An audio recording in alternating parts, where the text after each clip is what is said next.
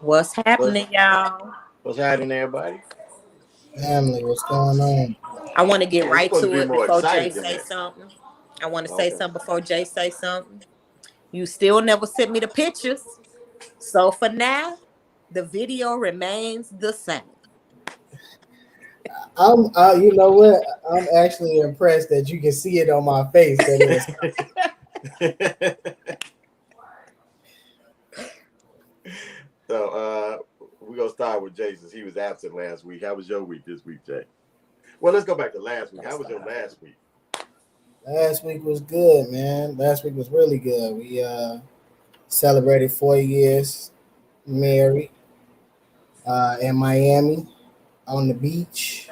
Probably some of the best scenery like I've ever seen in my life. Like the most beautiful. Really? Yeah, like the beach and the being on the ocean, like where our hotel was, being on the ocean and Mm-hmm. everything that we seen is probably like one of the most beautiful things I've seen. I haven't been out of the country yet, so I haven't been to any islands or anywhere else. So Have you really seen like the Chicago skyline at night from like Lake Michigan and stuff? I live here. I've seen it multiple times. But what I'm saying is, I'm not saying like from your house seeing the skyline. I'm like actually down around the lakefront. You know what I'm saying? Like seeing the skyline and stuff with the water and everything right there. yes, Okay. I prefer the endless ocean. Like that shit was beautiful. Like, I'm not saying it don't look nice. I'm not. I mean, it does. I've been to Miami. I'm just and saying you said the most beautiful ever. I'm like, damn, because I think Chicago skyline is like the best. I believe our skyline is beautiful, but as far as like what I've seen, Miami to me, the beach so far of all the places I've been, the beach and off the ocean, I would say is beautiful. Now the buildings and everything is like old as hell. Like they haven't updated anything. So the curb appeal, Mid Beach, not South Beach, but Mid Beach, all of it looked terrible. So like on the outside, you'll go past these hotels and be like, "That's a damn roach hotel." But you go inside and they're beautiful on the inside. It's just the outside of them they can't really fix them up because it's so much rain and water and everything. By the time they fix the shit up, it'll be fucked up again. So it's beautiful though. Like we had a good time. Like we had a real good time. Yeah, and Probably ate. this We week, got some of the best food too. Like of all the places that we've been, that food it's not better than Chicago, obviously, but the other places that I've been, they definitely got. They got Vegas beat. They got Georgia beat. They got Tennessee. Everywhere else I done been, St. Louis. Everywhere else I done been, they got them beat. Food. they got good food when I was down that way, so I can't fight that. So okay, well, so what about this week leading up to the show? Because you ain't look like this week too good. Man, stressful. Coming back from vacation and work and not having stuff the way it should have been. Well, I would have expected it to be. This week been rough, man. It's been real rough at work. I work late every day this week, with the exception of today. So I said Miami is pretty. It's a different kind of beautiful, but Miami is pretty. Miami is nice. It is. So real quick, I really need to get my vision checked because I thought Star must have been related to us or something because her comment that said "by me" with the exclamation points, I thought it said "by Mel." You definitely need to get your eyes checked. I'm like, who is that? And with that, how was your week, Nicole? Just work. You know, I feel good. I got somebody some money. So I'm happy about that, you know. One person that's gonna have somewhere to live, at least, you know. Okay. But, you know, just working. Pretty My much. week was real the same. I don't really want to go too deep into my week. You know, last time it took over the show, you know what I'm saying? Y'all told me to start giving out participation trophies to kids and shit. I meant to tell y'all, I tuned in too, silently. Well, after the fact, I watched the show Saturday morning before we got on our flight. And yeah, that was definitely, y'all definitely took that one and ran with it. We weren't supposed to be on that, you know what I'm saying? But it was like, I'm gonna tell you, I was in my feelings for a long I saw that too. You was really upset. I don't believe it. You was really in your feelings? Hell yeah, I was in my feelings. I take seriously what I be doing with these kids. I take that serious. And we were serious. We weren't saying that you don't take it serious, but no, you're not. I wasn't in my feelings about y'all. I was in my feelings about how the kids perform. about how yeah. You know what's crazy is we had that story 2 days before. So we heard about Mello and all the kids 2 days before it hit the show. Man. So I'm listening to it and I'm like, oh, he's telling this all over again. Yeah, he hurt. You know what I'm saying? I was deep, man. I feel deep, you know. And then they still come out and got their heads blown up. Played So how were these past games? The most recent ones. Did they try this time? No. That's because you ain't giving out no rewards. I don't believe it's reward. I'm gonna tell you now. I ain't gonna even. I'm gonna tell you one part. I'm gonna tell you one part. We gonna go somewhere else. We play a defense, the first defensive series of the game. The middle linebacker walk off the field. I say, well, what's going on? What's wrong? Nah, they too big for me out there.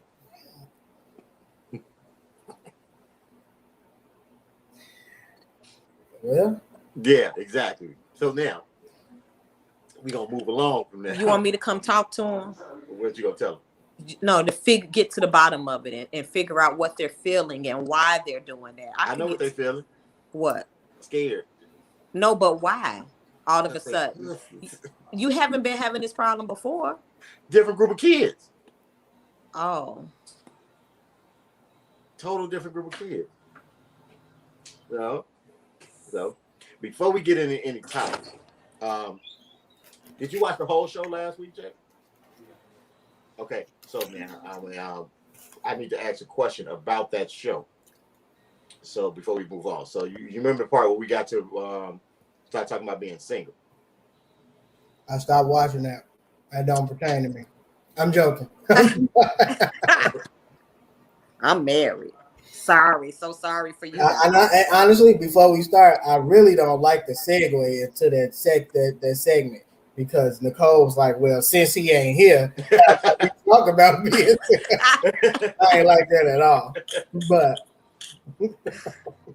question, I just want to know, was I unclear in what I was saying about being single? I won't say that you were being unclear, but I could understand why nobody else was understanding what you were saying because you speak from your personal perspective all the time. But I was talking about me. I understand that, but it was still like, you know how you talk and you know how people take what you say. I'm confused. I need my memory refreshed. Remember we talked about us being single, and basically at the end, what I was saying was I don't want to be responsible for another person's feelings. Like I don't want to be responsible for having to call a person or having to answer a text at a certain time. I said the same thing. I know you did. Okay. But I have got a conversation after that about me being unclear. You know how people perceive things that you say specifically on this show. But yes, you were clear. That's all I said. I was gonna ask, and I said, well, I'm gonna ask because maybe I wasn't, but maybe in my head I made, you know what I'm saying, a clear statement, and then it didn't come out clear or whatever. Yeah, but I remember saying certain things. We haven't got to the topic yet, Shaka. We are trying to make sure that I was clear in what I said about being single last week because I had a conversation about it earlier. So I was just, like I said, I just wanted to make sure I was clear because, like I say, sometimes I guess I talk around people. I guess Well, as you say, I talk, I guess, to myself or what that is. Basically, it's not that again, Shaka. I had to ask the question to make sure that I was being clear in my statement. That's all. So, with that, moving forward, like it's a lot of stuff that we've been talking about. Thank you, Star. Star said I was pretty clear. There's a lot of stuff that we've been talking about back and forth in the text message. There was something that Nicole sent us a text of it, and somebody else sent it to me. It was the one about the guy mourning his mistress or some craziness. Yeah, I don't think nobody should feel differently. I think everybody should feel the same. I don't think I caught that one. It's really idiotic. I mean, honestly, even if I read it to you, bro, you're gonna be like, it's a guy got a wife. His mistress died. I think he even takes the wife. No, that's the dude when he take the girlfriend to the funeral. But it's I didn't get that one. That's a different one. That's a different. That's how he found out she was cheating on him because she took him to the funeral and she was listed in the. She been telling him that's her best friend or her cousin, and she listed in the obituary as a special friend. Yeah, but that's not this, Jay. It's a guy his mistress, woman he been messing around with for I don't know. She dies and he been around the house moping and all this stuff, telling his wife that she need to give him time to grieve and he ain't ready to work on their relationship because he's still grieving about her. But mind you, she thought she was just a co-worker. She didn't find out that there was a mistress to 3 months after she died. Now she finds out, and she was in an early stage of pregnancy. And he waking up at night crying about it and shit. Oh, you know what? My wife told me about that. As she told me he wake up screaming in the middle of the night. Yeah, talking about the other woman and shit. Like it was that idiotic. She wanted to go to marriage counseling. He said, I ain't ready to work on our marriage. I need to go to a grief counselor. Right. I mean, if that wasn't clear enough, baby, just go get you a divorce, baby. There we go. See, we talked about it. All the faces on there say the same thing. Yeah, that got to be made up. That's bold, man. That's bold, bro. Like that's bold. It don't matter how much time he don't need to grieve at all. What do you mean? Like, no, I think this is the one situation where it's okay to be selfish. Like, I don't want to say like fuck a dead person, but like, so the fuck what? Like, nigga, if I'm gonna take you back, like, the least you could do is give me the decency to not cry in my fucking face and make me feel bad because you fucked around on me, because we ain't discussed that yet. Like, that ain't been the topic of our relationship. I'm trying to allow you to grieve and you waking up in the middle of the night crying and sweating and shit. If you don't lay your motherfucking ass down and go the fuck back to sleep. But he crying over his baby too. I don't care. You don't know if it's his baby or her husband's baby. Right. She was married too? Yeah. That shit can't be real. And he said she's dead, so there's no reason for you to be jealous. Nigga. Oh, yeah, he told his wife that shit too. And she still want to be with him? Talking about, should I give him time? Yeah. In prison. Give that nigga time to get his shit and get the hell away from you. Like, that's... But passing along that, our producer had one. Nicole, what? Passing on that, our producer wanted us to talk about what's my man, the comedian who just died? I almost killed him. AJ, is it AJ Johnson? Is it Johnson? Yeah. Mm-hmm. Well, ain't the other lady named AJ Johnson, the actress? She AJ Johnson too? Yep. Oh. You wonder who I almost said? I almost said Afion Crockett. Can't do that. Don't put I that on know. him. Put that on Avion. But for y'all who don't know AJ Johnson, what was it? Friday? He was what was he? Ezel? Yeah, and Friday, yeah. Ezel and Friday. He been in a couple. He was like Easy E and all the He played in Players Vegas Club. shows. Yeah, he was Dollar Bill's right hand man in Players Club. He's a funny cat. He passed away. I think the bigger issue is as of late. I guess he passed away without enough money to bury him. I don't want to say that they don't have any money because I don't know their financial Yeah, he didn't situation. have a life insurance policy. He didn't have a life insurance policy, and I don't know their financial situation. But what's come of that now is they have a GoFundMe to try to raise money, and they did raise the money to bury him after his wife or baby mom. I don't know if was she his wife. His wife. Yeah. After his wife basically went on a rant online talking about people basically fake loving him or fake condolences and stuff because nobody had donated to their GoFundMe to bury him. And after that, they got the money. I think they raised like a little over 20 grand, but the money is supposed to be to try to bury the funeral was $15,000, and then anything on top of that was for like the kids. You want to give it to his grandkids or kids or something. Yeah, it's up to 50,000. Say Lorel said 4,000. Yeah, I mean, but I think what we were talking about was basically like the GoFundMe society. What we wanted to talk about for a minute on that before if we can go to anything else. Well, I would say this. While I was feeling like, girl, bye. Because I always feel, to me, it feels cringy when people put their cash app or make GoFundMe for silly stuff all the time. And that's only because I don't like asking people for stuff. But I will say this, I can understand how she feel because I'll see people putting GoFundMe or Cash Apps. Bless me for this. And people be supporting, people be sending it. So you figure, okay, closed mouth don't get fed, right? And anytime I could post a picture and I get hundreds of likes and comments and boom, boom, boom. And then when Tristan was going away to college, I'm like, oh, his trunk party, and I'm posting the stuff, I would get one like. Only close people got something, you know what I'm saying? But so I can understand how she feel, even though I feel like don't nobody I had in my mind shoes, I'm gonna probably end up buying all this shit, myself, even though a few people, bought some. Lisa friend who I ain't never met, Brenda, Larry, they bought big stuff, got a refrigerator, appliances and stuff like that. But as far as posting it and people that you think support you, not, I can understand how she feels. But I wouldn't dare say anything because don't nobody owe you nothing. Yeah, after I kind of had the same initial impression as you. When I first saw it, I was like, you can't expect people to just give. You know what I mean? Like likes and a message every now and then. All that is superficial. That's for the internet. People do that for the internet.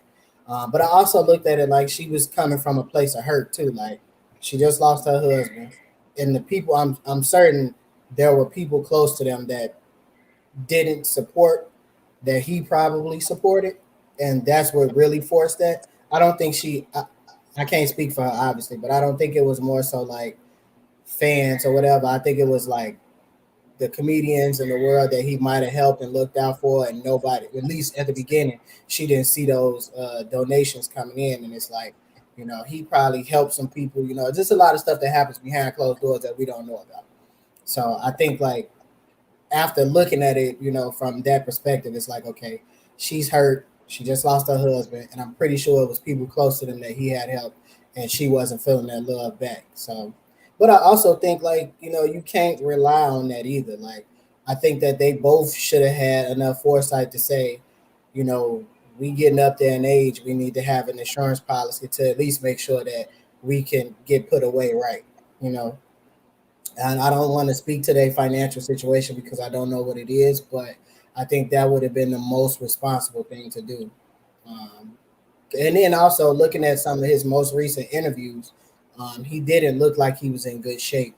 So, just speaking from the outside looking in, they probably could have been a little bit more responsible themselves with regard to that, and she wouldn't have to worry about looking for donations.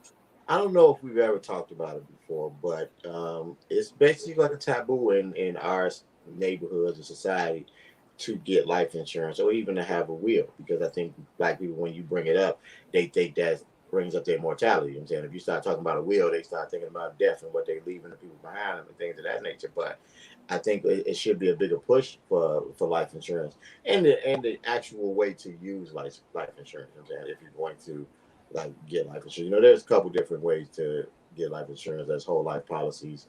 There's Term life. term life policies, you know, investment policies, different things. I just think we need to have those discussions more because, like this, yeah, I think too often now with crowdfunding and social media, a lot of people figure they can just run to the internet and throw a GoFundMe up, and it's going. You know what I'm saying? Voila, you're gonna get what you need. And that's not always the case. Most of the time, if you're kind of close around, people don't really help you out when you're close to them. You know what I'm saying? If you're in their neck of the woods, they're not trying to put no money in your pocket. You know what I'm saying? You're gonna have to struggle and stuff like that. Now, if you can get it out to the masses or to like people walking around, don't get me wrong, you know, some of our fairer skinned people sometimes feel a little guilt driven and they will, you know, donate to certain causes to say that they helped out. But for the most of the time, for your reach, you ain't really getting too much from a GoFundMe, you know what I'm saying, and things of that nature. It got to be kind of blasted outside of that. I just think we need to have a bigger focus on life insurance and things of that nature. I mean, I feel a little different about celebrities. I don't know, maybe it's just me because sometimes I feel like, you know, how they say, you know, I really don't understand insurance like that. Okay, me and my kids' insurance policies, their whole life insurance policies, only because in my mind, generally people in our family live till they're really, really old. So in my mind, paying into a term life that gonna end if I'm in my 80s or as soon as I turn 79 or as soon as I turn 90 and I live past that, what I'm gonna do. So that's my whole mentality. I know it's something different. I just don't understand it right now. So as for right now, we just got I whole wasn't life. saying it's something different. My thought process of that, and the thing is, I kicked myself because I didn't start with my kids earlier. So now I'm backtracking and trying to get them on track with it now. But like with life insurance, you got a couple different ways, and it got to be based on how your monetary situation is. Like term life insurance is a great vehicle to have if you are okay. Put it like this here: if I had to pick a life insurance policy for Jay right now in order to build funds on it, I would tell Jay he had to get a term life insurance policy because I know how he is with money wise, and I know he can stick to a financial plan. So with term life insurance, you're gonna tell him because like a term life insurance policy is gonna be almost 50% less than a whole life insurance policy. The the thing with term life insurance is you're supposed to pay your premium and invest the rest of the money for a certain amount of time. But you would sit into a plan would say, okay, well, you investing the money that you would have spent. So say if a whole life policy was $100 for easy math, term life probably gonna be for that same amount of coverage you're gonna get in a whole life policy, you can get a term life policy for about $50. You're gonna pay your $50 premium, then that other $50 that you would have did for whole life, you take it and you invest it into a mutual fund or interest bearing account. Not anything that you know what I'm saying is drastic. You know what I'm saying you're not like really stocks and things like that, but mutual funds, CDs, things that have a gradual increase over the term of that life insurance policy. And the thought process is when that policy does mature and is over with, then you have invested enough money that you can take care of yourself and you don't need that policy. And I guess, and that's the kind of mindset I know. I think you've explained that to me before. And I guess in my mind, I'm feeling like I don't even understand investing. So who's really gonna do that? They just gonna get that life insurance policy. They ain't finna say, "Let me take this extra 25 and put it over here." They finna just pay that life insurance and boom. Well, Because but I the probably thing would do that. is, I'm gonna be what a honest. person should do if you have the ability is you should actually get an overfunded whole life policy. What do you mean? An overfunded whole life policy is a life insurance policy basically that after say when you first get it, you get less coverage. The premium is higher, but basically what it is, it's like you're investing money into your own bank. Because after a while, you can borrow against that money, and you can either pay it back to yourself, or say like, okay, if you have you got an overfunded account and it's $200,000 in the account, and you wanted to go buy a house. Instead of you going to the bank, you can borrow against your own life insurance policy. If it costs you, if you had to borrow $50,000, you take the $50,000 out. Your 200,000 doesn't move, and it still is gaining the interest of whatever it had on there. The life insurance company loans you the 50,000 based off what it is that you have in your account. Then if you pay it back at a smaller interest than what you're gaining, so you might be paying at 2% interest if your account has 4% interest on it. If you don't pay it back before you die, it's just deducted from what it is that your policy had. So before they pay out, so like say if you have a $200,000 policy, $1 million policy, whatever it is, they just deduct that from that. You know what I'm saying? So like if you borrow $50,000 against it, when their policy get to pay out, instead of you having to have paid it, instead of them paying out $200,000, they're gonna pay out $150,000, or basically like that. But you can borrow against it continuously. But it's almost like having your own bank if it's set up properly. But it's an overfunded account. Whole lot can be like a savings account, and you can get more return than a bank account. You can get cash value on a whole at a point. You can pool that money for your kids, pay for. That is correct, Shaka, but it has to be an overfunded whole life policy. It can't just. How do you know if it's overfunded or not? That's a specific account. Specific account. Yeah. Oh, okay. Specific account. I'm saying it's actually an overfunded account. Yeah, mine probably not. Yeah, and every life insurance, every company doesn't offer it. You know Okay. You would have to get into it with that, but it works. But the thing is, you have to start off with a decent. You have to start off with like maybe $10,000-$15,000 that you put into it. You know what I'm saying? Like you want to put money into it in order to grow your account on the back end, so you're able to borrow out of it. It's not like you just started up and you paying that premium every month, $100, $200 for your premium, and then all of a sudden you have money to borrow up to. It's not like that. You still have to deposit into it. So usually what you do is in the first couple of years, you know what I'm saying, you just try to deposit and grow that account. Because then once it's not like it's a dollar for dollar. So it's not like you put 10,000 in and all of a sudden the only thing you can borrow was 10,000. It's not like that. It's on a what's the word I'm looking for? It's an investment term. I can't think of the word. Interest when I'm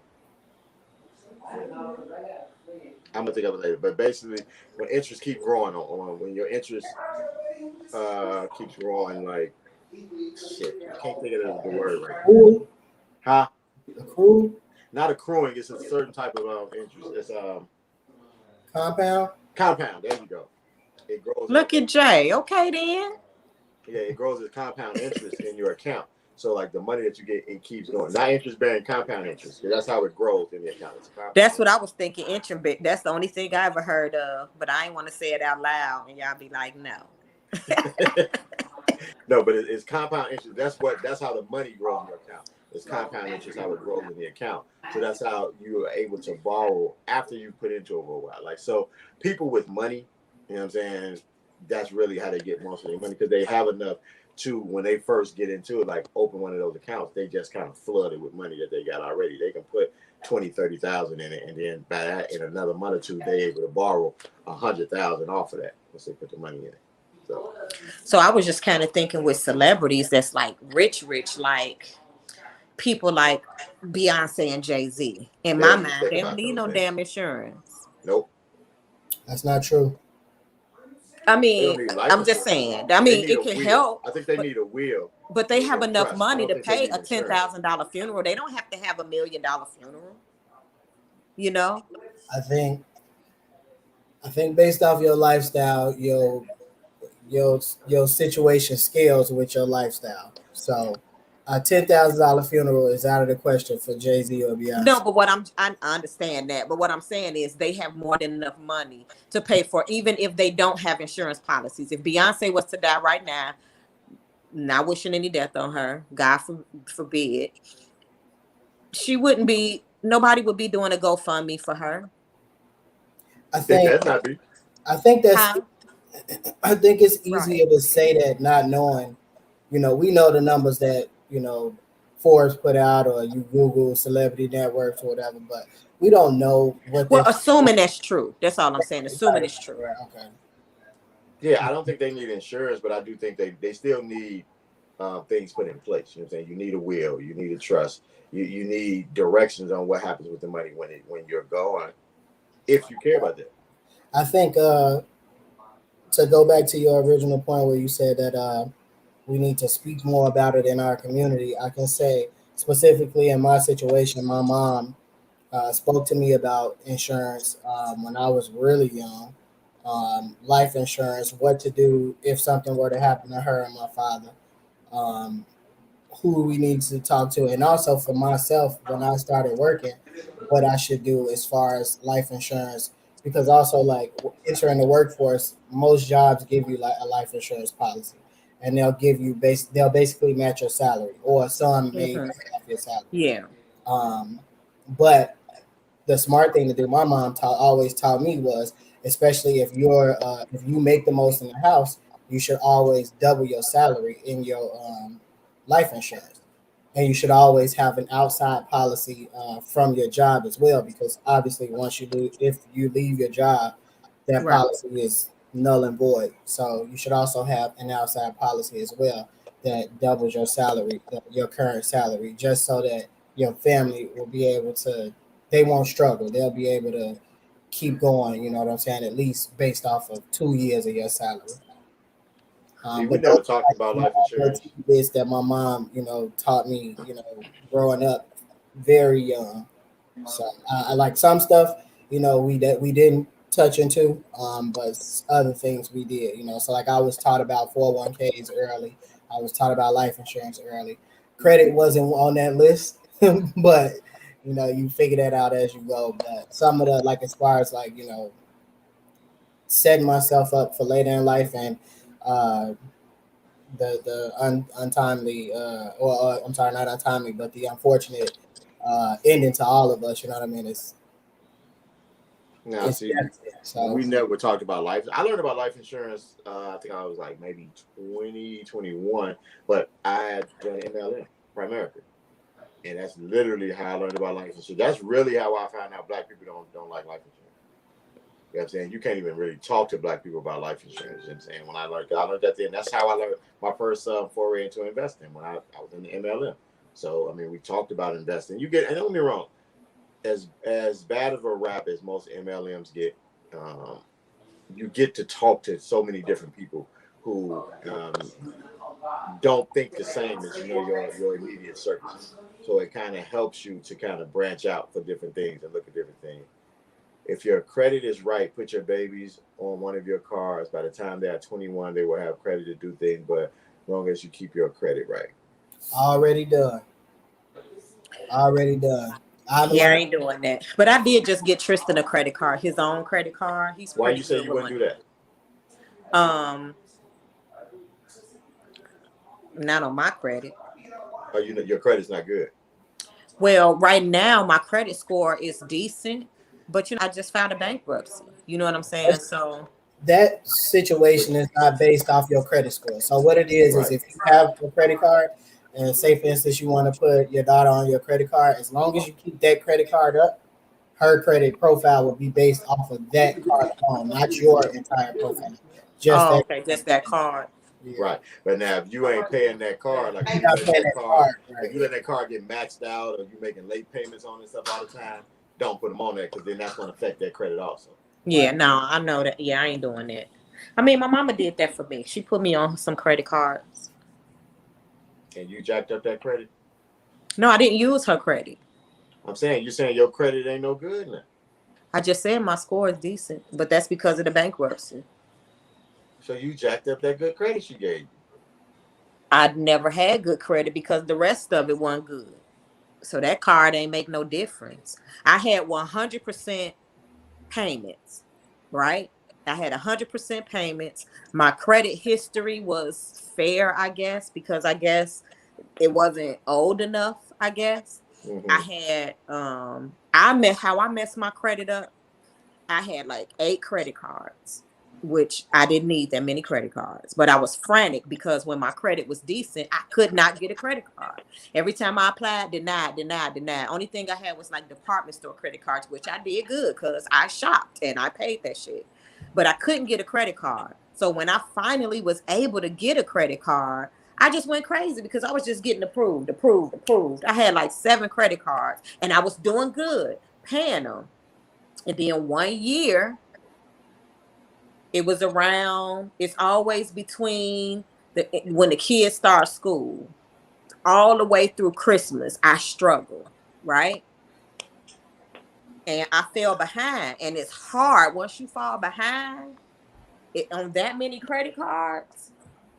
It's hard to catch up. So I started by one paying off credit cards, right?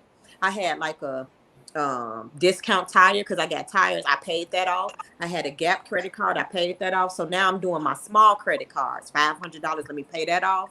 But what messed my credit up, once I was paying them off, they closed it. Oh, we rechecked. Soon as I paid it off, we rechecked your credit and you no longer qualify, and closed my credit cards after I paid them off. And so when I inquired about it, they had a right to do that. Oh, we checked your credit and you no longer qualify. I ain't never had that happen. Yep. And credit, after I paid them off, they was closing them, and that hits your credit. And so it was just, I was starting to drown credit wise. So I went ahead. Oh, and then one of the credit cards tried to take me to court. A credit card?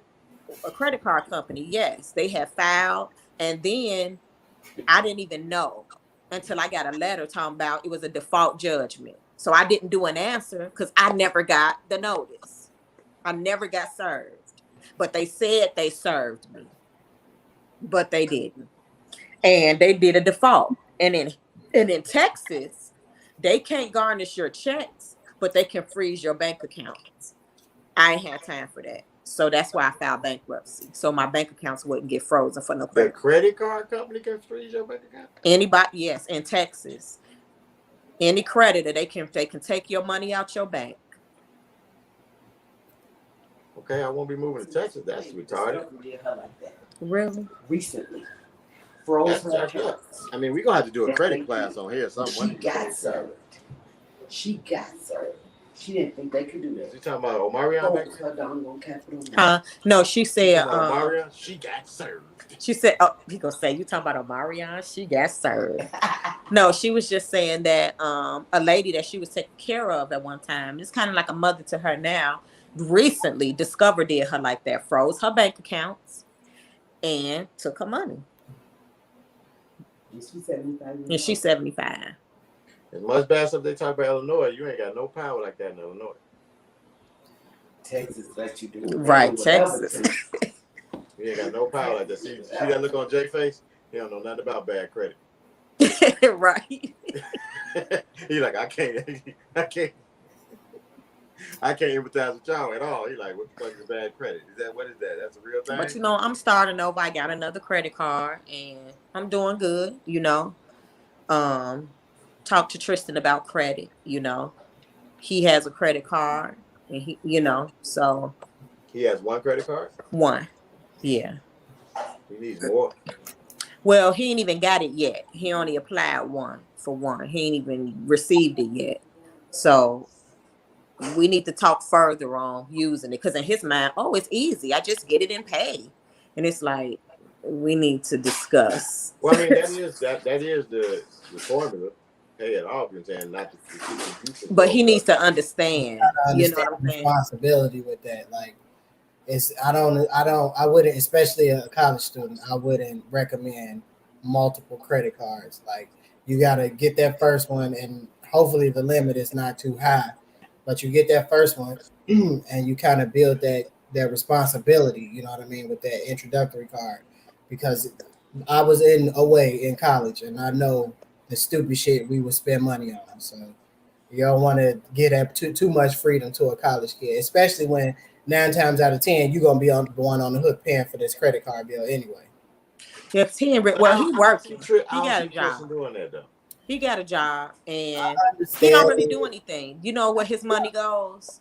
To food. And what he said to me was, my money go to food. And he said, I'm gonna stop doing that because I went and ate the school food, and he like, it's actually good. I can understand both of y'all saying that. But when I went to school, and my background with my mom and daddy, how they are with me. When I went to school, I did a bunch of shit you would have never expected, Jake. So being away from home and having that freedom is totally different. Now, I'm not saying that you gonna see him streaking or nothing like that, but it's gonna be some shit happening that you probably ain't gonna find out about till he like 30, and you gonna be like, what? Okay, so what's the conversation with him about credit right now then? I don't know. Shit. Um, the importance of keeping your credit good, things that yeah, like Shaka talk about interest rates and when he needs to pay it. The times that you need to pay it before it hits your credit, what what what's the word? The percentage level you need to keep it below. What is it? Usage. The Usage. usage. Yeah, the Yeah, usage you need to try to keep it below at least by that statement date, because that's when they're gonna report it to the credit But I bureau. think you talking about just that credit card. I'm talking about his credit in a whole, as a whole. I think the Well, I was talking about just how to use credit cards because this is his first, and I think for me this will be an introductory of the credit conversation. Because I right now he has no credit. Yeah, I think initially, like when talking to somebody that's new to credit cards, period, I think the most important thing to stress to them is that this is not your money. Like, regardless of whether or not you're able to go and spend it, this is not your money. You know what I mean? So, whatever you spend, you have to understand that you have to pay that back with a little bit more on top of it. Kids hear interest and they don't really understand what that means. That 29.9, that's basically standard for new credit card, for new credit. You know what I mean? So if you got no credit or new bad credit, 29.9% interest rates are standard. And you look at your bill, that means that for every, you know what I mean, you spend $30, you're gonna end up paying 40 back. You know what I mean? So you gotta teach them and let them understand that one, That's only if you late though. If you paying it, you don't pay interest. if you carry a balance, correct. But nine Right. times out of ten, if you're in college, you're gonna carry a balance. It's gonna happen. So you gotta understand that money not yours. So make sure that you spend something that you can afford to pay back within your monthly statement. But when is the conversation more about credit in a whole and not just about this particular credit card? I think the conversation about credit should be before you even get them a card, honestly. You know what I mean? Like that honestly is based off of the parents know, you know what I'm saying? The parents knowledge, you know what I mean? You can only teach what you know.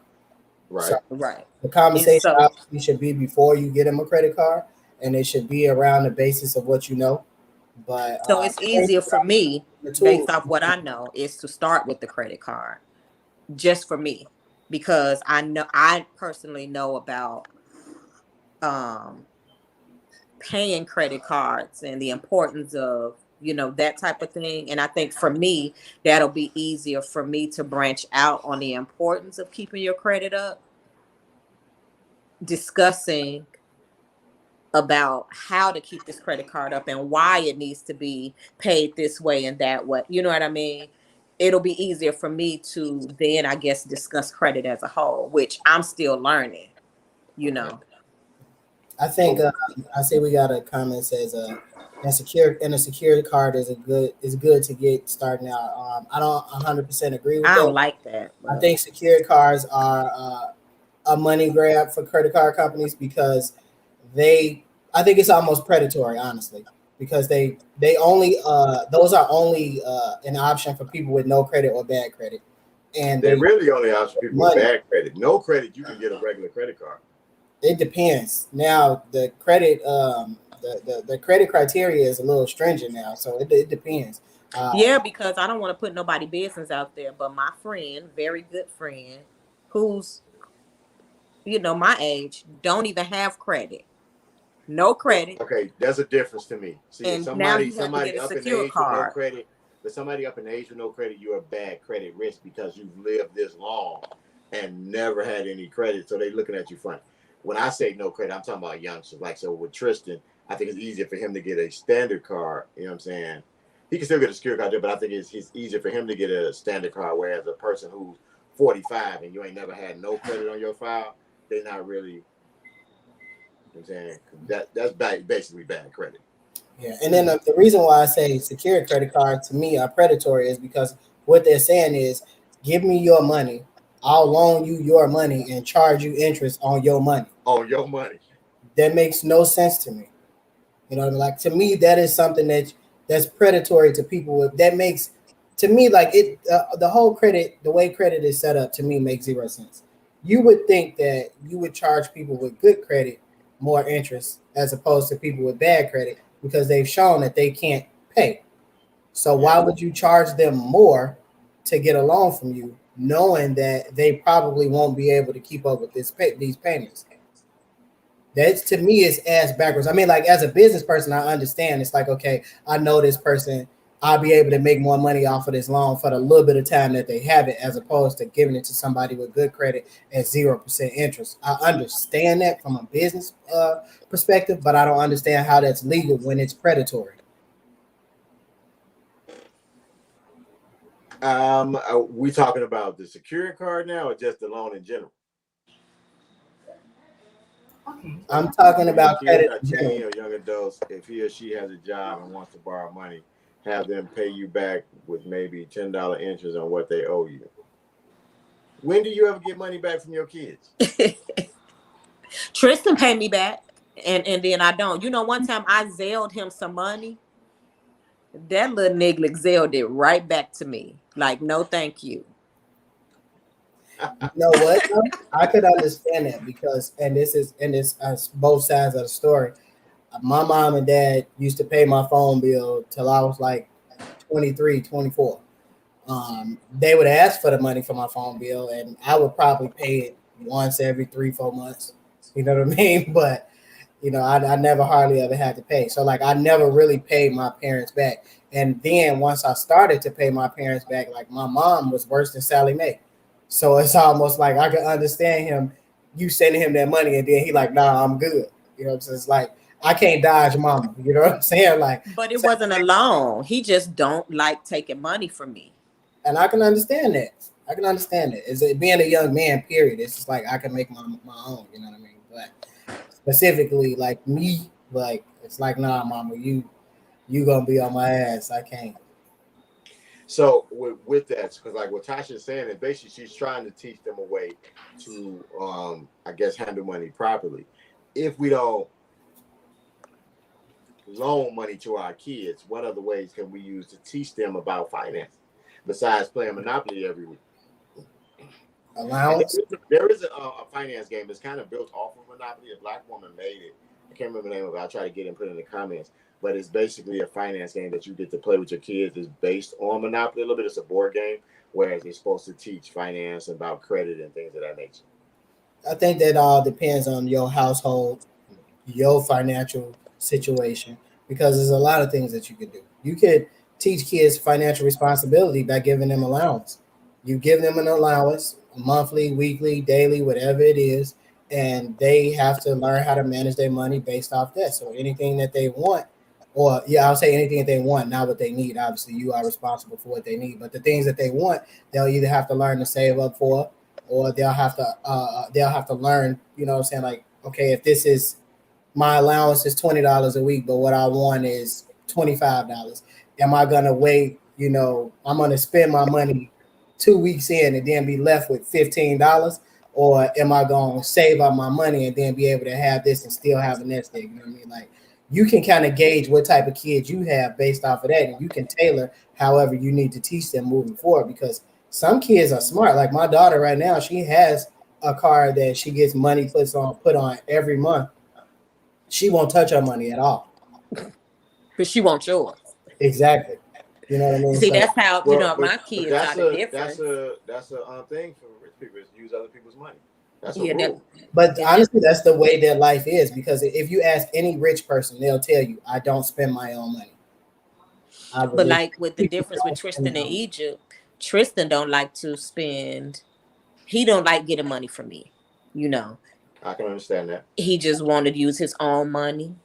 Egypt, she gonna take it, but she does use her money for the stuff that she wants. and like other like food and stuff she needs, I'll get.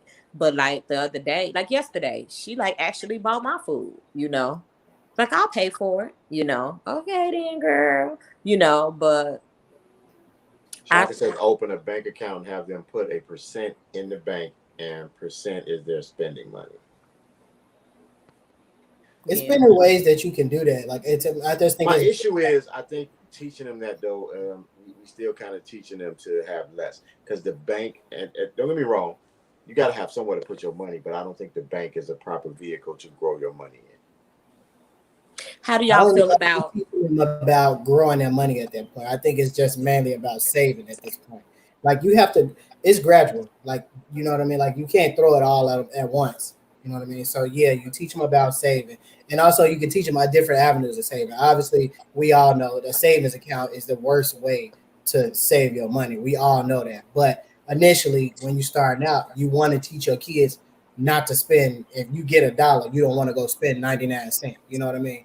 So you Right. want to teach them to be responsible with it. So yeah, you have to teach them put a little bit up, and then you go into okay, we want to make sure that now this money that we putting up is starting to grow money and it's going to fund itself. You know what I mean? So once they get the hang of saving, then we can go to the next level and we can say, okay, let's move this money from the savings account into uh, the stocks or an IRA or whatever else it is that you feel like a bond or whatever, you know what I mean? Something that we can start to accrue more money on, because obviously the money you put in it, the interest that you're gonna get off of savings or the dividends you get off a savings account ain't worth it. Mm. So how do y'all feel about if you have a child that's 16, even maybe 15, 16, that's working, starting to pay bills in the house? Me personally, unless, I mean, if we're in a household where we just need it, you know what I'm saying, and we struggling as a household in general, and then as bad as I would feel, I mean, we got to do what we got to do to get by. If it's the fact I'm just trying to make them pay a bill in the house to kind of teach them responsibility as it is, I'm not really for that. You know what I'm saying? Like my thing about that, if they're working, my job is to take care of your needs. And like, but you can't come to me talking about, hey, Pops, what's up, man? Let me get $20. I'm gonna go out tonight and I have to put gas in my car. Nah, partner. No, that's why I don't take none of your money from work. You shouldn't be asking me for no kicking money. Period. Said I'm not making you pay no bills in the house and nothing. Yeah, you still got yours, but I'm not asking you for no money to kick it. I mean, I'm not asking you to kick in at the house or nothing like that. So I'm not really of the mindset of making your kid pay rent or pay a bill around the house. You know what I'm saying? Unless they 20, Really 30. a poor family, or they Then, grown. like I said, if we just hurting in the family, we struggling and we can't make it. You know what I'm saying? It's hard, probably as hurtful it would be for me to take money from my kid for that. You know what I'm saying? If that's what we needed, you know what I'm saying, if we've tried every other avenue, then I see it. But I would try not to make that happen. Yeah, I feel the same way. my mom and dad never. My dad's philosophy was, I'm gonna have my rent gonna be the same whether you here or not. I was paying it before you was grown. I'm gonna have to pay it when you leave. Right. He also wasn't like gonna take care of a grown man, so it wasn't like I was gonna be able to just live there and not do nothing with my life. But as long as I was working or in school, they never asked me to pay any bills in the house. Yeah, because when I started working, I ain't pay no bills, but I paid that $90, $100, however much it costs to get my hair done every week, and Yeah. clothes and my And clothes, food. If I didn't want food. to eat what they've had, and you know what I'm saying, Yeah. that My mama type of stopped stuff. buying shoes for me the minute I got that little job. Like, oh, you got money. Come on, let me take you to the store. See how much them shoes cost. There you go buy that. With my money, no, you ain't buying it. No, bro, you working now. That's what you want, right? Nope, I don't want that. That's how I fell in love with Skechers, Jay.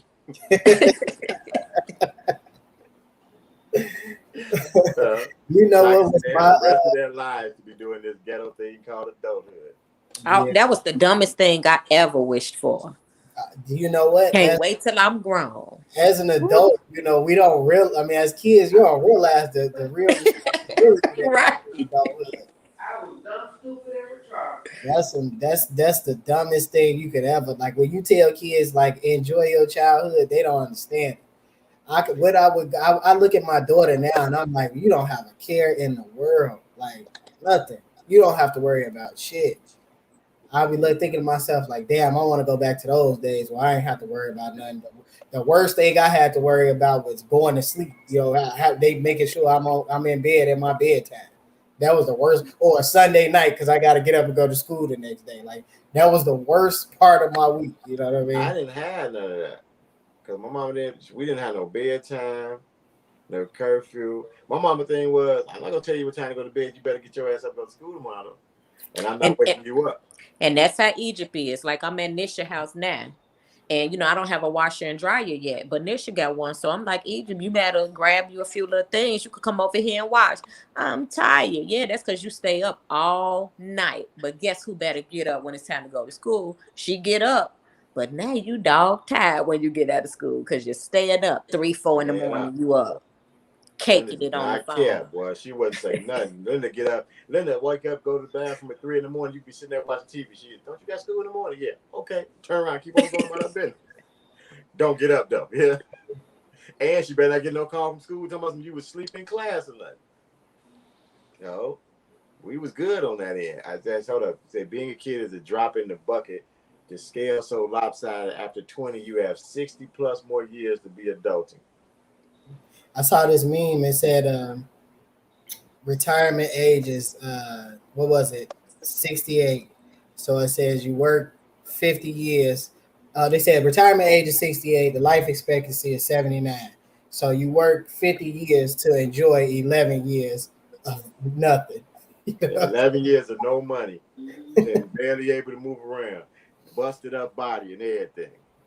But that's the cycle that we need to try to break with the kids. That's why I think we need to be teaching them more about finances earlier. And it can't just be about having good credit. You know what I'm saying? It got to be about how to, maneuver with your finances, what vehicles you need to be using for your finances, what money actually should be doing for you. I understand that a lot of us don't have those tools to give our children. But I need that because I need to know what to do right now. The thing about it, though, the internet is such a great place, though. I just don't understand, though. But guess what? You're not going to understand until you start looking into it. You're never going to understand if you don't start researching. If you got to start somewhere. But see, here's the problem. I really don't understand where to start. So it's like if you don't understand nothing about it, you don't know what to look up. When you look, it's almost like broad. It's almost like learning. It's like learning the bass, right? When I'm learning the bass and I'm looking up, it's a million videos for beginning bass. Okay. How did you learn them?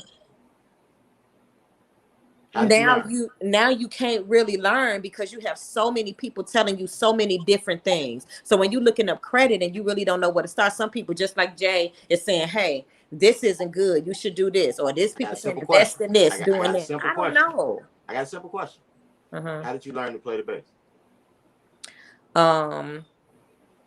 Well, first, I was learning how to play the guitar. Okay.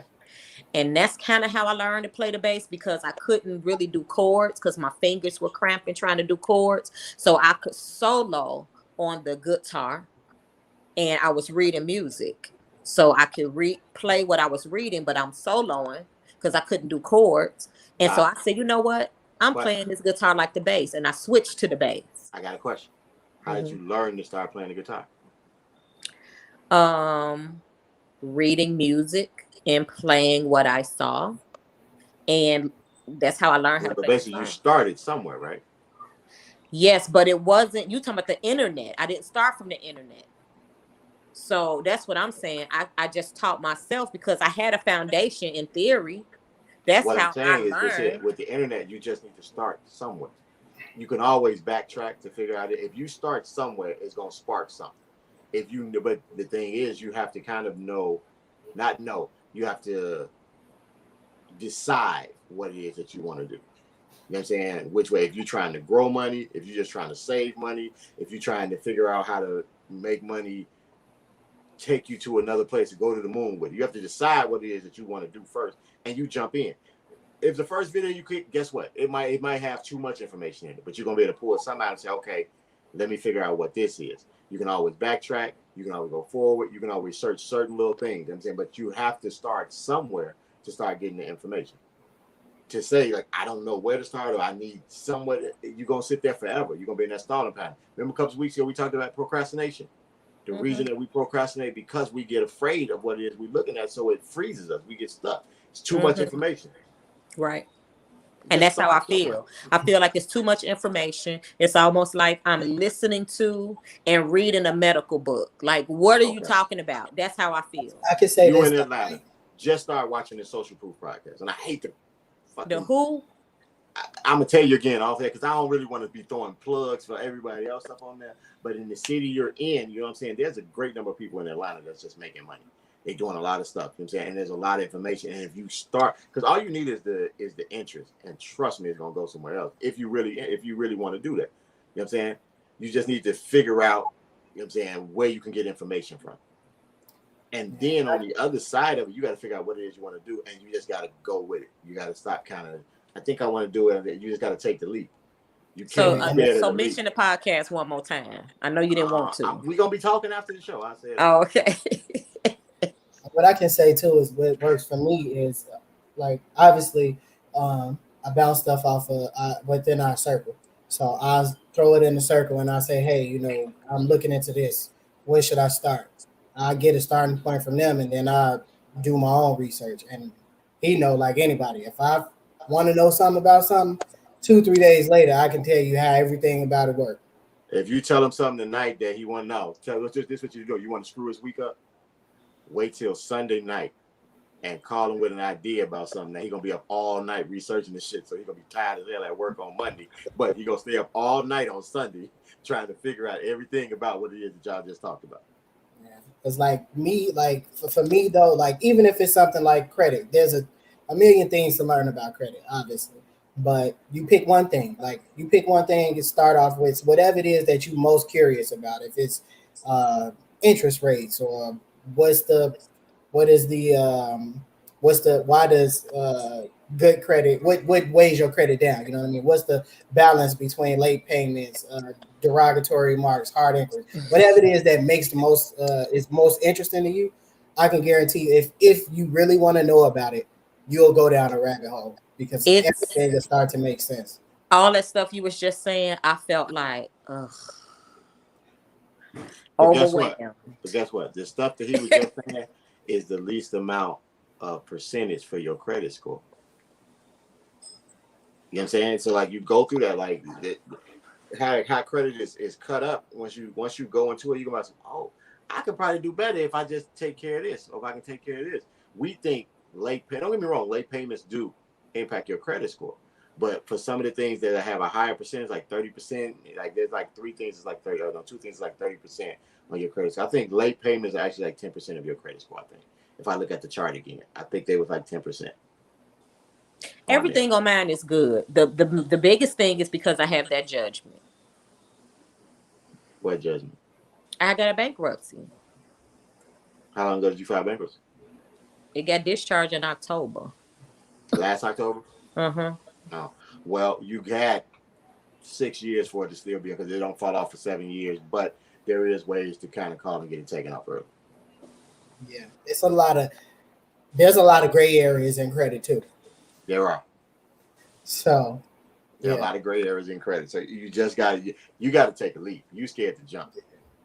And honestly, what actually would help is to watch your score plummet. If your score go down, you're gonna figure out how to get it back up. And I'm not saying don't pay nothing, but I'm saying if your score is not where you want it to be, and especially because now you want it, you pushing towards something, right? I've been there. My credit score has been in the 5s. But what I'm saying is now, if your credit score was revert back to that, because now you've worked hard to get it to where you want it. If your credit score revert back, I like how she said that, like that was the bottom of the barrel, though. It's been in the 5s. You know what I'm saying? That's like, low. I got a cat working for me. I got my car. When I got my car, my credit score was 577. I talked to a cat the other day. He talking about he's trying to get a new apartment or whatever. And he said, but his credit too low. And I asked, I said, well, what's with your credit score? 435. I stopped working. I literally stopped working. I said, Nick, what is you doing with your life? We had to have a whole conversation right there. Nah, this is okay. We got to do this. This is what you need to do. This is what you need to be doing starting tomorrow. You know. But 5 is low. but it ain't the bottom of the barrel. I'm saying it's easier to come up from there. And then, do you even have student loans? Yeah, I owe over $100,000. Jesus, what school you go to? Yale? So let's see. I went to Columbia College, but I paid that student loan off, so that don't count. I went to AIU, American Intercontinental. I went to cosmetology school, Did you and finish any of these? I have a bachelor's and a master's degree. Jesus. And you ain't making no money? I know, right? College a joke. I mean, college is not for everybody. Your producer said the internet sure is great because where else can you get porn and financial literacy all in one place? I don't even know why you read that shit. Because he put it up there, you know what I'm saying? I figured he was looking for some attention. We ain't want people to think that we just not be paying attention to him. Nah, that one was supposed to be ignored. Oh, my bad. But on my credit report, it says for my student loans, excellent payment.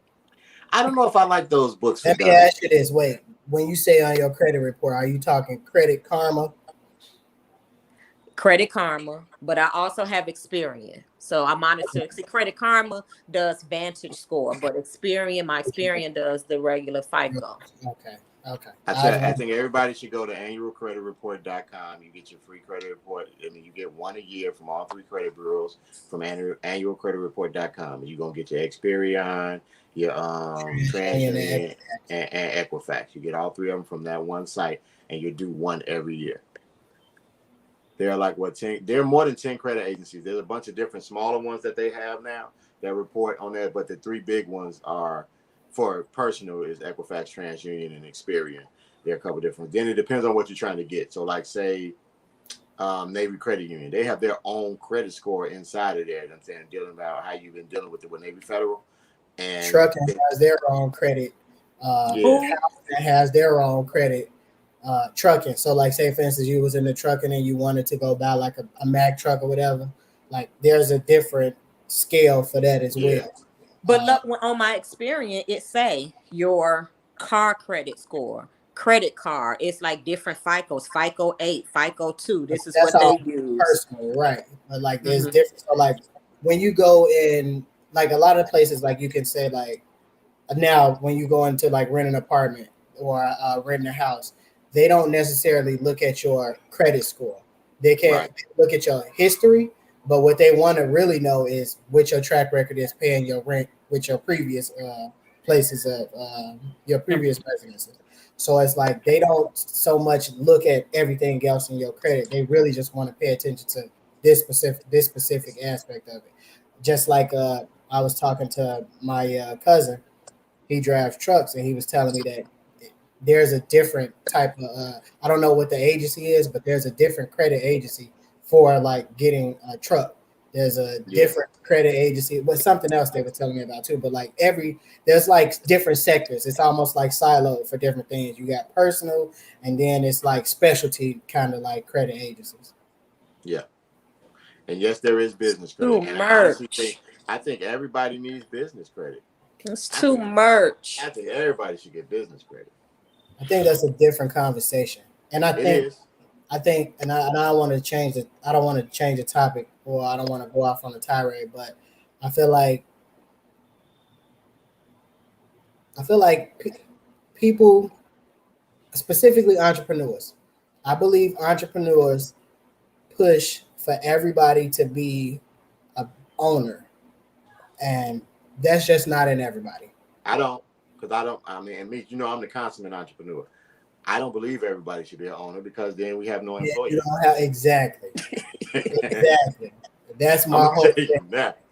Everybody an owner, who gonna work for me? Shit.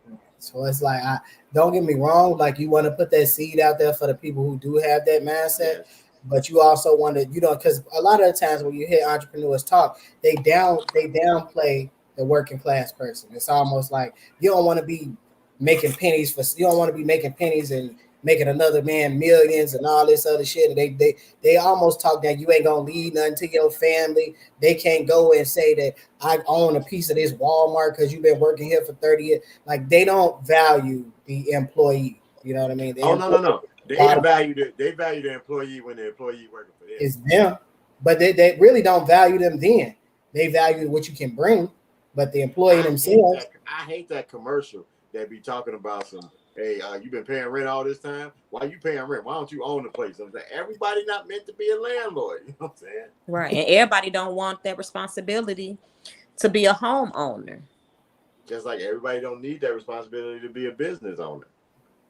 You know what I'm saying? Like, I think my major issue with employees is a lot of them that I run into, they want to have a boss mentality, but don't want any of the boss responsibility. They want to get paid like the boss. They think they're supposed to get as much money as the boss gets, you know what I'm saying, in a smaller business, but they don't want none of the responsibility. They don't want to deal with no clients. They don't want to do no paperwork. You know what I'm saying? All they want to do is show up, do a little work, and get paid the most amount possible for that. A lot of the really rich rent their homes, if you say so. But that's because most of the time they like summer homes with them. They're not really there. I mean, I think it's different. Leasing and renting it's the same thing, right? We would call that the same thing.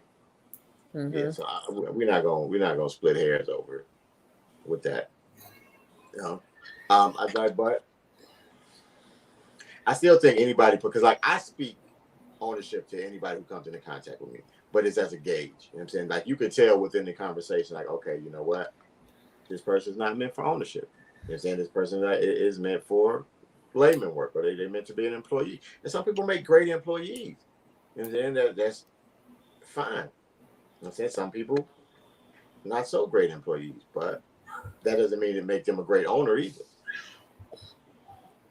So, but I think anybody who has the wherewithal should have a business. They should, but that's on a whole nother conversation because it's more than just business credit. When I talk about that, for it's tax shelters and different things, you know what I'm saying? We're talking about with that. But I think anybody who has, and the thing is, I say that not just because you have the idea to have a business, you got to kind of have the drive to have it. It's more than just having the yearning to not want to work for somebody else.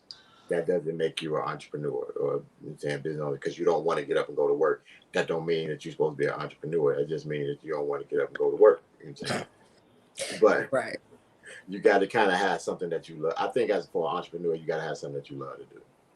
To be honest, I think that's what makes you an entrepreneur because now it's not a job. Because if you don't love to do it and you start this company or whatever, it's gonna feel just like work anyway. You ain't gonna want to get up and go do that shit neither because it's gonna feel like a job. You know what I'm saying? But when it's something that you love to do and you can make money doing that, then that's the difference in it. And then I think that's what kind of makes you an entrepreneur on that. When you can find that your love and you can turn that into a profit. That's what I think needs to happen with most people. Now I think everybody has that in them, but not everybody wants to cultivate it. I believe that. I believe everybody has that talent that they can turn into some type of monetary gain. They just everybody don't want to cultivate it. So everybody doesn't want to put the work in for that. And there's nothing wrong with that. Nothing wrong at all. You know what I'm saying? I'm always looking for an employee. So Post office is always hiring. Always. You know what I'm saying? I'm like the post office. Always hiring. Before we leave, AJ, you got any announcements you need to make about, you know what I'm saying, new business ventures you supposed to be started? You started up? No announcements right now. Oh, okay. I was just making sure, you know what I'm saying? I didn't want you to let the moment pass. Yeah, because we would be working longer than 9 to 5. Working on stuff, but not right now. No announcements today. But you still working and don't get paid yet, but you still love doing it. Yeah. Also, I mean, I think that comes with planning too. Before you jump into your business, I think it should be planned out about, you know, saying how long it's going to be before you start seeing a return on your investment and things like that. That's all in business planning and stuff of that nature. You're going to know how many hours you got to put in and before you're going to see any type of reward from that. So a lot of people go into business and they haven't planned out anything. It's just they wake up, tired of their job, and they had, I don't know, planted some flowers yesterday and they grew and like, oh, I'm a florist now. And they just started selling flowers, but they had no plan about it. So it works different. It's an idea. Maybe I'll start selling flowers. Yeah, they take a long time to grow. You know, but hey, if that's your love, you know what I'm saying? Selling little trees. Plant me some miniature trees. Go ahead. Go ahead. I mean, you need some support. We right there for you. those little bonsai trees.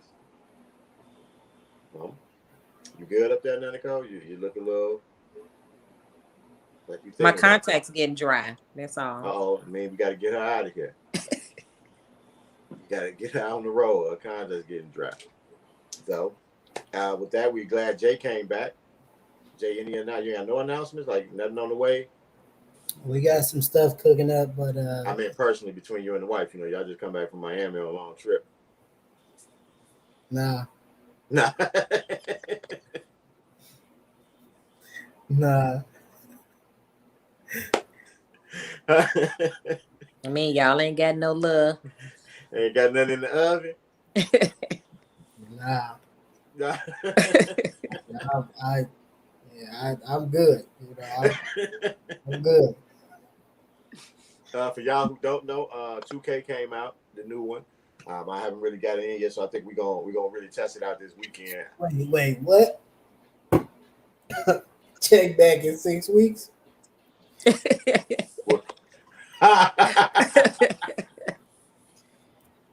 You know what's gonna be fucked up? If 6 weeks we come back and it's like, yeah, we did. Nah, we good though. Y'all good? Yeah, we good. Okay. Hey, you said ain't nothing wrong with loving on your wife. Yeah, man, that's what we do. Be fruitful and multiply, man. They say that in one of them books. That's what we do, man. What was that for, Nicole? It don't say that in one of them books? Yeah, it does. Right. I don't know which one it said in. Do you? Do anybody know which book it said in? It just sounds so disrespectful. Instead of just saying it say that in the Bible, it say that in one of them books.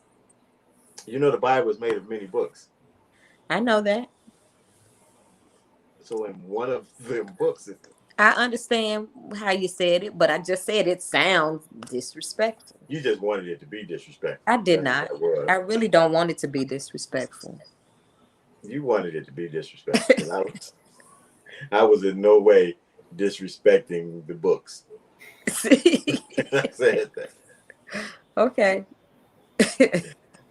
As I was saying, next week I'll let y'all know how 2K is. You know what I'm saying? We finally gonna get to play the game this weekend, I think. Unless Jay back out, you know what I'm saying? He's probably a little scared and shit. Yeah, that's what it was. Yeah, I know how that go. So, with that, everything else, did y'all see Ja Rule and Fat Joe before I get out of here? I didn't. I ain't watched none of it. I saw it. What'd you think? Was it trash?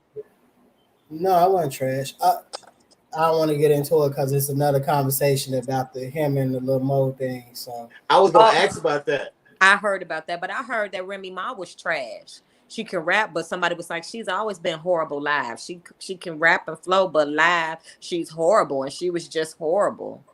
He come out and said he called them dusty crackheads or something, didn't he? Dusty bitches or something. So the thing about it is, I don't really too much want to get into it, but I think I don't want to. I can't tell nobody how to feel, but he never mentioned nobody's name.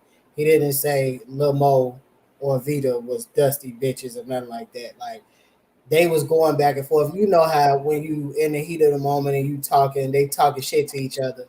He said that, but he didn't mention no names. And like Ashanti was there too, and she didn't take offense to it.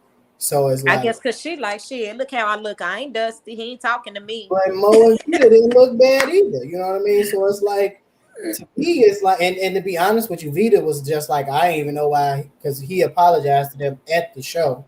Before they left, he apologized to both of them. And then the very next day, Mo went into the media with it. And I just kind of feel like that was one of those situations where it was like, I want some attention. You know what I mean? It's like, don't get me wrong, I can't tell you how to feel. If you took it personal, you took it personal. But you know what? He must have said was talking about them. He ain't apologized. Did he apologize to Ashanti? He just apologized to them too. But because Mo said it was brought to him, right? And it was brought to him that they were offended. So okay. He apologized to them personally before they left. And Vita was like, I didn't even know what he was apologizing to me for. But she didn't even realize he was, that shit was directed to her. But so, Ashanti and Fat Joe like this. They like that anyway. You have to go to the crack house to find these dusty bitches. Yeah, so I think I think I kind of feel like that was just I want some attention. But Mo always been like that. If you know every interview she like that and everything. It's always about some of the drama in the past or whatever. So I mean, like I don't want to say that because it sounds like, especially coming from a man, after a man said something degrading about a woman, it sounds like I'm not really taking into consideration her feelings. But in the same token, it's It's like, true. come on. fuck our feelings. It ain't so much as fuck her feelings, but it's like, baby, he didn't even say no name. You know what I'm saying? So to me, He it's was like, just saying it in the air, huh? right. You know what I'm saying? Like he ain't put no address on it, but you taking offense to it, you must feel away. And she did say because she did have a opioid addiction or whatever, she took it personal. And I mean, like I guess in that sense, it's like okay, whatever. But I mean, unless he knew about it, and if they going Everybody back know and about it. forth, and he called y'all some dusty bitches. I mean, I didn't see it, so I don't know how it was said. It was said Anybody else? like, oh, what you had to it go to was crack me house and and get these Mel dusty talking bitches. shit about. It was me and Mel talking shit about whose songs is better. And I have a song with I got a female artist on it. My song is big.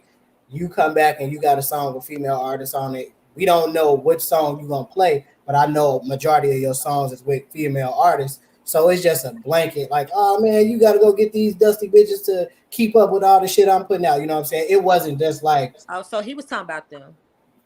I know, but the thing about it wasn't like he could have been talking. But the thing is, he could have been talking about Ashanti.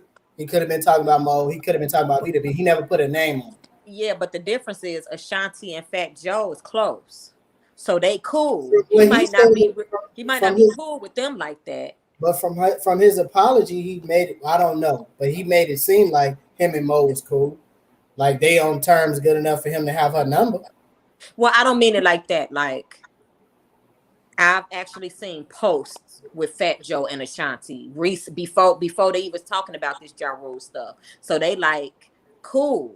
They've been going to parties together. I don't be seeing Lil Mo out. He probably No, know they just her. happened to be at what happened. What you saw was he had a birthday party. She came to it. Right. And the thing was about how she was dressed, and he was like, "Oh shit, she looked good, whatever, whatever." And then a couple weeks before that, they happened to be at another party. They don't just like they weren't just out kicking it. But and then don't she got some songs with him too. I don't Yeah, she know. Don't do. Ashanti? She do. Yeah. They perform songs together at the verses too. Yeah, wasn't that the one they was forming? Then like she was going back and forth between them, and they were like, "Man, give her a break." Yeah. Yeah. So So I mean, like it was honestly like Ja Rule won. I mean, like I don't know if anybody thought that was going to be a difference, but no. Okay, one more question before we get out of here. It's still on the verses. Diddy and Jermaine Dupri. Diddy need to go sit down. I just don't like him. And I'm not too big on his artists like that. Okay, Mary J is cool, you know. 112, I don't like that whining shit. Who else he got? I don't really know Shine and all the rappers like that. I just think he got a lot of rappers and JD got a lot of R&B. So who they gonna play against each other? Is it hit for hit? So I don't really know if you can put hip hop against an R&B song. Is that really fair? He gonna play some Biggie, and then what they gonna play Escape, who people love. You know what I'm saying? Or he gonna play some Mariah Carey, and he gonna play Shine. I mean, is that really? You know what I'm saying?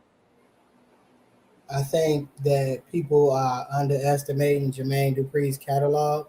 He got some, but But I I love also singing, feel so he like got the. I'm a I'm a fan of both, and I also feel like bias. This is a biased opinion, but I feel like there's not a song unless he just play all Mariah songs that'll stand up to Mary or Biggie's catalog. Like it's too much. You know what I mean? Like don't get me But they're wrong, picking 20 songs. So if but they're they doing don't have to producing, be heavy on Mariah. no, but what I'm saying, no, because do you know people, that verses they just did with SWV, and as much as you might not like Escape was pretty I big. like Escape, but I'm But I'm saying just saying they were Escape pretty against a big. So he Mary don't J. have to. But what I'm saying is he don't have to just stick on Mariah. He got the Brat. People love the Brat. She cold rapping. But Even though Bow Wow ain't listen, big now, and back I in the day, understand his that. But what hits. I'm saying is Bow Wow, you talking a Bow Wow song against a Biggie song. But who knows They- if that's what they're gonna play it against. What I'm saying is, if they only get 20 songs that they're picking, he ain't finna just have all straight Mary. Then you might as well just put Mary in the or all straight Biggie. You know what I'm saying? He gonna I have to do a understand, variety. I So because understand, he's but I'm gonna have saying to pick, if we because say he's gonna have to. bigger names, like it's No, but what I'm saying is because he's gonna have to pick probably a couple Mary, a couple Biggie. He gonna have to throw some 112 in there, which is Huff to me. He gonna throw some Shine in there. He gonna throw some I probably don't some think Day no sound Ain't 26. records ain't gonna be. Jodeci from Puff? Yep. I don't think there's gonna be any Shine records played at all. But I'm just saying it's gonna be a variety of artists. So you can It say take will, nothing it stand will, up to but Mary, but it ain't finna be a Mary night. I You know what don't I'm know. saying? I don't know, but I feel like the the the biggest songs that JD could play that would stand up to the bigger songs that Diddy can play would have to come from Mariah. My thing is this. I That Diddy or JD? Because Diddy got Mariah too. Well, he only got that one song, Right. Honey. You know what I mean? And that ain't even her biggest song. It's not. JD got some of her biggest songs. We could JD be got clear. more Usher than Puff do. And My thing is that's actually I think what people are not talking about is that Usher is the business. Then the JD, whole oh, JD did confession, he that did confession. Confessions. Yeah, like the whole confession. So it's like that alone is like, okay, yeah, you can see it. Like people are definitely underestimating JD's catalog, but I think I they're think greatly underestimating JD catalog. I But think I it's think the based fact of off the of matter is when it's Diddy. hit to hit, some of the songs that the issue is JD was kind of before Puff. You know what I'm saying? He tapered off. Now he still might got some stuff now that you really don't know that he did if you go into it. But off of knowledge from what you know, like JD, I mean Puff still was basically later than JD because he was still active down the line. You know what I'm saying? So he still got stuff that is more mainstream now that he can play and it's gonna draw on you a little bit more. JD stuff is gonna almost be like an old school um, concert up there. You know what I'm saying? That might hit harder though. Shit, you never know. You know what I mean? Like for my personal opinion is I think Diddy would win, but I don't think it would be a big margin like everybody think it is. Or No, like it wouldn't be Diddy. a Or landslide. like It wouldn't Diddy be a think landslide. it'll be. Talking Well, about where's Dre. yeah. And to be honest, like I don't think Dre would beat Diddy. Honestly, I think Dre will wash him. I don't think so. Wash Man, him. before you turn off the lights, what are you talking about? I don't think so. Worldwide Record Crew, baby. Yes, what are you talking about? I don't think so. Do you know why I think the only way it is not a wash is I mean, but like I said, I think it's a wash if they don't do it in the format. If they do it in the earlier format where Timberland and Swiss did it, where you're not on stage performing and stuff. And that's not to say Drake can't perform on stage, but I think stage presence Diddy gonna kill him. You know what I'm saying? Because that's what Puff is. You know what I'm saying? He stage presence, he gonna murder him with that, with how he's going to perform and things of that nature. But if it's one of the things where you just sit down and you go 20 songs, I pick my 20 best bangers and you pick your 20 best, and we just gonna put them out song for song, Dre gonna wash them.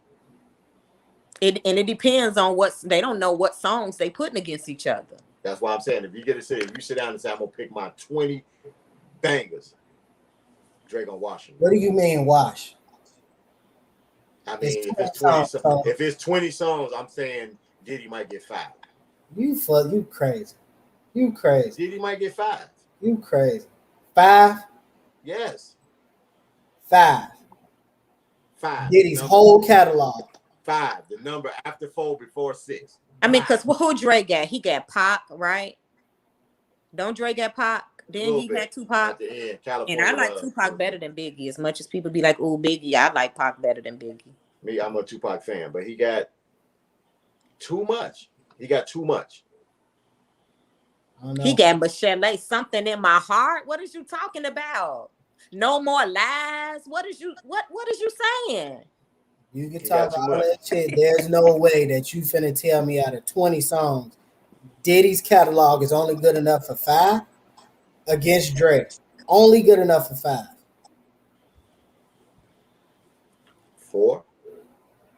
You tweaking, bro. You tweaking. And I'm not taking nothing away from Drake. I feel like just like we was talking about Diddy and Jermaine Dupri had a margin to be closer. It's not gonna be a landslide, bro. It's not gonna be a landslide. I think it's a Bro, mismatch. it's I gonna think be Jay-Z. it's gonna be Calico. I Yeah. think JD and Puff is a better match than Puffy and Dre. I don't. I do because they both got to be in the songs and shit. You know what this is. Yeah, nah, I don't know about I don't know about Got it. and you know what now, and if we really wanted to talk, I bet you if they throw Birdman in there, he washed both of their ass. Birdman. Dre and J Diddy. Come again? Yes, Birdman. Child. First off, Birdman wasn't the producer, so you gotta go to Man Oh Fresh. my God. Diddy is not a producer. Diddy and Birdman are the same niggas. No. Stop it. No. First of all, Birdman is the record owner. Birdman got No, Birdman will go against got Master P. Drake. He got that, and it's not close. It's not He'll close. watch P. No, He'll but I'm watch just P. saying he should go against. They're the same. He'll Master watch P and P. Birdman. Whoever's better, it don't matter who's better, but they're the He same. will watch P. But they're the same though. Now, if they was going business acumen. I mean, but they're the same though, right? Master P is Yes. No Limit, and Birdman is Diddy Cash is Money. considered Master P is the executive blueprint. producer. Correct, right? You say what? Diddy is an executive producer, correct? I think in the beginning he was the producer. Like when Biggie Day, he was producing. He was not producing. He was DJ Khaled. He was DJ Khaled. Like, stop doing that. Like, don't get me wrong. I ain't saying he ain't never produced in his life. I'm not saying that. But what I'm saying is he wasn't as hands-on as JD was. No. You know what I'm saying? So like JD, like to me in that aspect, yeah, he gets more respect. He write the songs. He made the beats. He tell you how he wants you to sound on this motherfucker. You know what I'm saying? He R. Kelly end up on this. Diddy did too. Take that. Diddy did the same thing Birdman did. If we gonna say Diddy got a catalog, then we gotta say Birdman got what the fuck? Right, what is that? DJ Khaled, we the best. No, this And Adolf another Hitler person. Can we block them? Adolf Hitler, I don't see that. In the comments, you don't see it? The YouTube comments. Oh, hold up. Let me go over there. Nazi, talking about Nazi. KKK 666. Oh my goodness. I got you. Don't worry about it. Keep going. Yeah, if we moving up. We getting trolls. right. No, but if we talking executive producers, like Birdman catalog is pretty big. What they gonna play with Back That Ass Up? Come on. Anything. Honestly, no, nothing. I would concede that round. Honestly, that drop that boom, boom, boom, boom. You concede that round. They could You don't play even try to fight it. anything. No, you can't. Now you just throw some. Puffy you throw can play your some worst 112 and beat that. What? He can play some Cupid. Cash Money. If when niggas hear Cash Money Cash Money records taking over from the 2000, it's over. Yeah, that one It's record there, over. you got it. That one record, you just don't even compete with that. Come on, you say okay. I'm gonna You be play honest. your side I didn't too. even realize that was Birdman. I mean, even though Cash Money taking over, I just still never realized. All I associate with Cash Money is, I guess now that I'm thinking about it, Lil Wayne, and people love Lil Wayne. He hard. He Lil Wayne, Drake, Nicki Minaj, like I don't like Drake, but Nicki, I like. these Nicki. are the biggest artists. Like each one of them at one point, like Nicki Minaj and Drake is not Birdman. That's Wayne. Nicki Minaj and Drake are Birdman. That's Wayne. No, they Birdman. That's Young Money. They Young Money. Yeah, they Young Money. Cash Money. They Young Money. They're Young Money.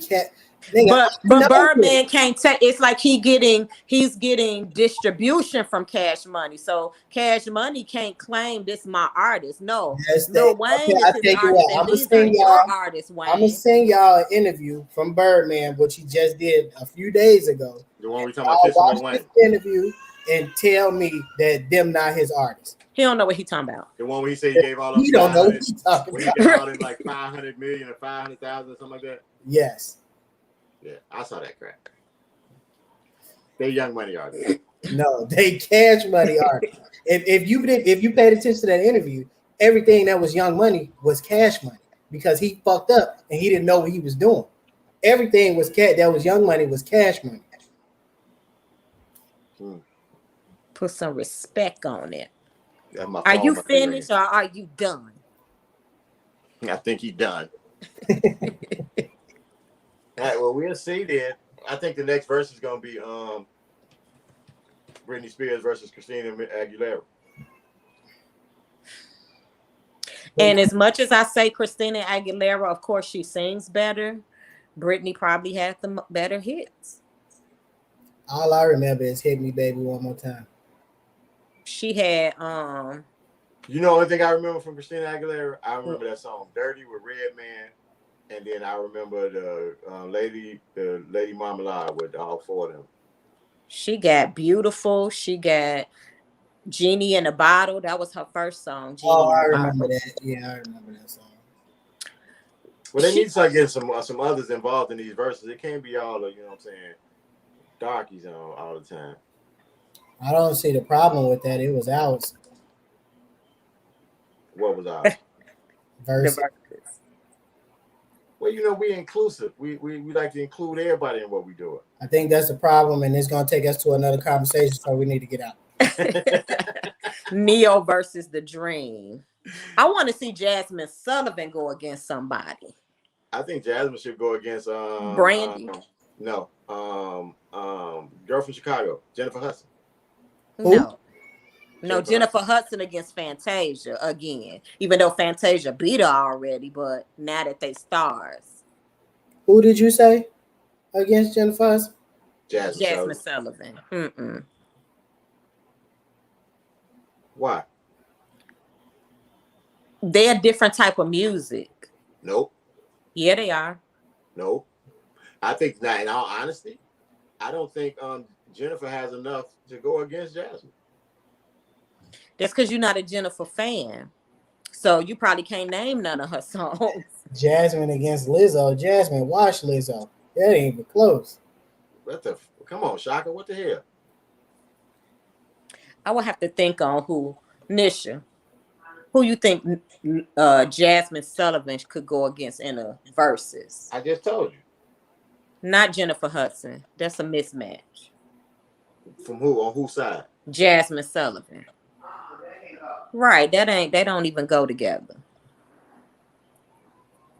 I don't understand how you sing and you say this. Because they don't go together vocally, and I know it ain't about vocalists, but they really Vocally, don't go together. they voice. I wasn't finished. Vocally, they don't go together for one, but that don't matter. But musically, they don't go together. Jennifer, they modeling, even though I don't hear it, they're modeling Jennifer Hudson, trying to make her like the next Whitney. That's like Spotlight, her type of song. She's singing Deborah Cox type of songs, Jennifer Holiday type songs. Jasmine Sullivan is more her type songs. You know, Sullivan will go with Kiki White. They can go through verses together. Jasmine Sullivan and Kiki White. Not Jennifer Hudson and Kiki White. They can go through verses together. Yeah, Jennifer Hudson and Kiki White. I'm out of here. These two have to crazy. What? They crazy. Both of them crazy. Yeah, her would be good for I like Jasmine her, Sullivan, yeah, but I not don't think hers catalog is big enough.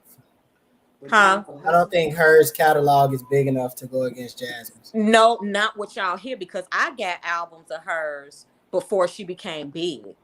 The ones that I listen to now that are good. I don't even listen to her new stuff. So she don't have enough then.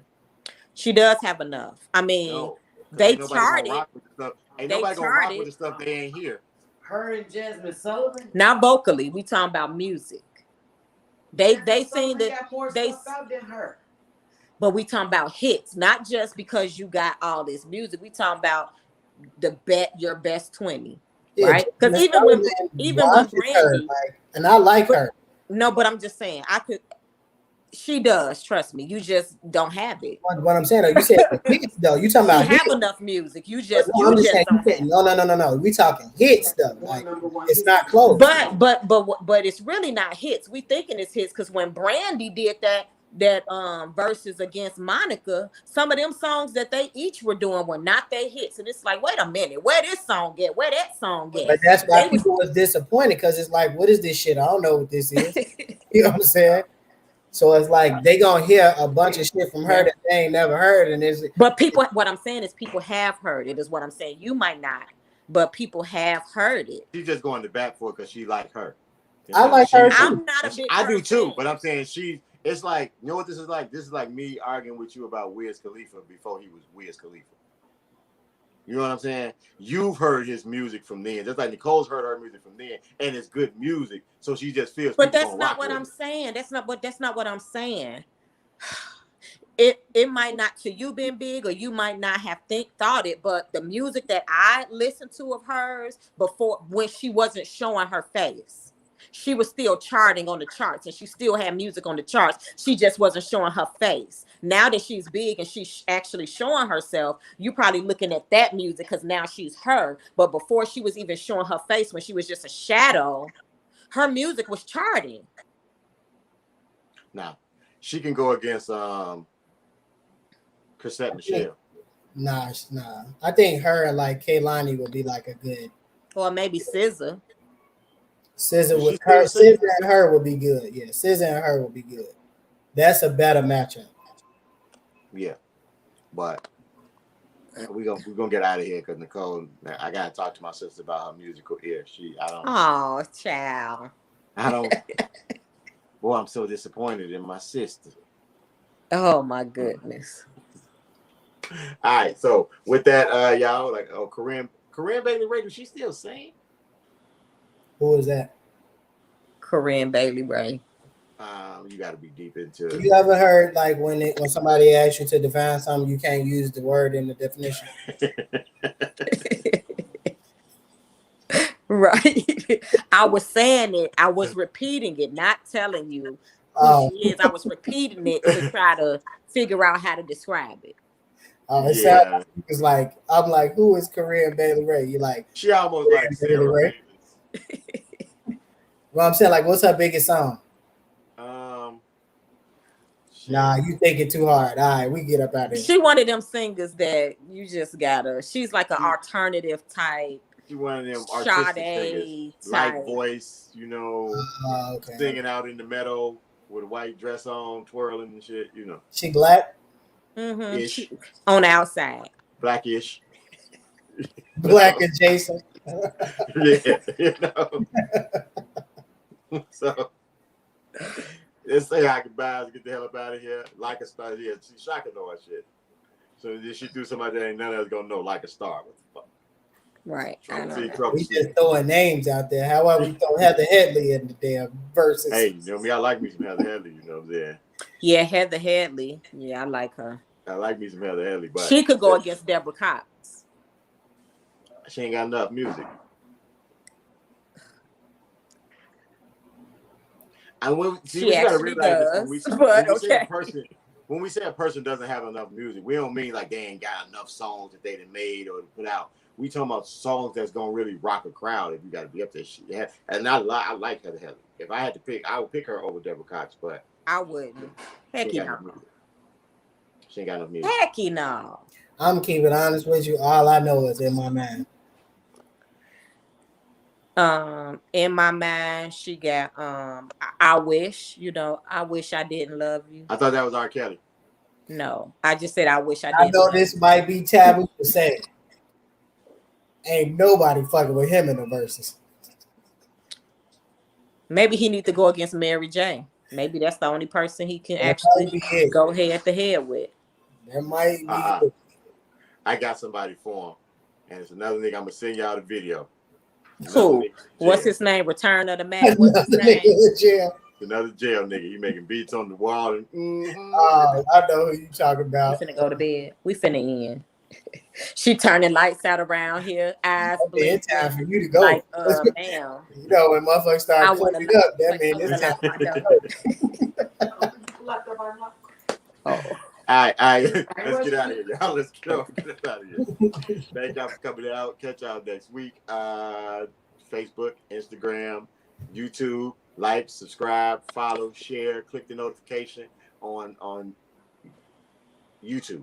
Yes, click the notification on YouTube. Let us know you were there. Background, anything I need to tell them? Background. You said everything. Tell a friend to tell a friend. Tune in next week. We love y'all and appreciate y'all. Love y'all. All right. Thank Let's you. go for Shaka. Put something else in the comments.